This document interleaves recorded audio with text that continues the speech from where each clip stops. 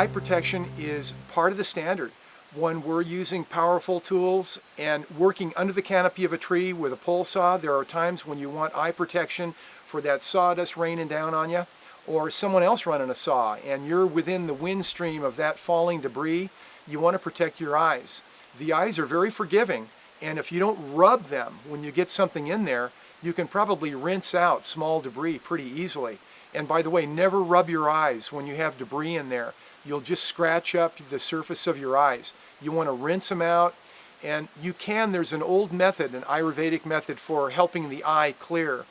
When some dust or particles have gotten in there, you can take your palms and rub them together real vigorously like that until they're hot.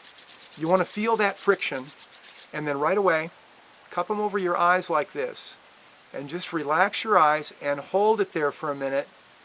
And what you'll find is it'll cause the eye to water. And when the eye waters, it's carrying that debris out of the eye. And you always want to work the debris toward the center, toward the nose. That is the natural place for the eye to exit debris. You might have to do it a couple of times to get the result. The material always wants to exit the eye at that internal corner, so don't try to get it out the other side.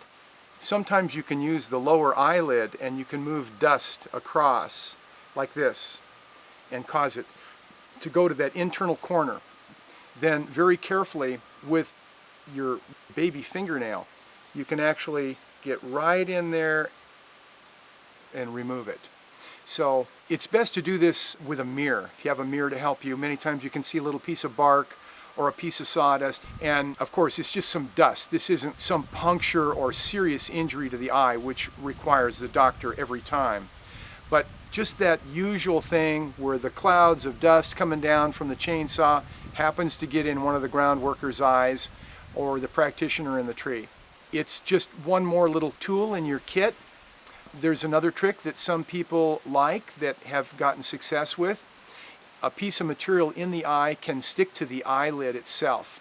And some people will take the upper eyelid, pull it out and below the lower eyelid and let it flip back up like a window shade. And it'll strip the piece of foreign material out of the eye and onto the lower eyelashes. So sometimes that method works. Some people will just use water, a water bottle, and tip the head and always rinse toward the nose and out the eye. And the other side, of course, you would do the opposite. And you're able then to rinse that material out of the eye. You're going to get stuff in your eyes. Sometimes, even if you have eye protection on, material can drift sideways and get in your eye. Be very careful about cleaning your eyes. If you get something in your eye, have some eye wash on the truck in the first aid kit. And you can always use this method too to cause the eye to water. Don't ignore it. Take care of it right away, and never do this rubbing thing. You're just going to cause harm. And if you really have got something serious, get to the eye doctor. Don't mess around. The eye is so important.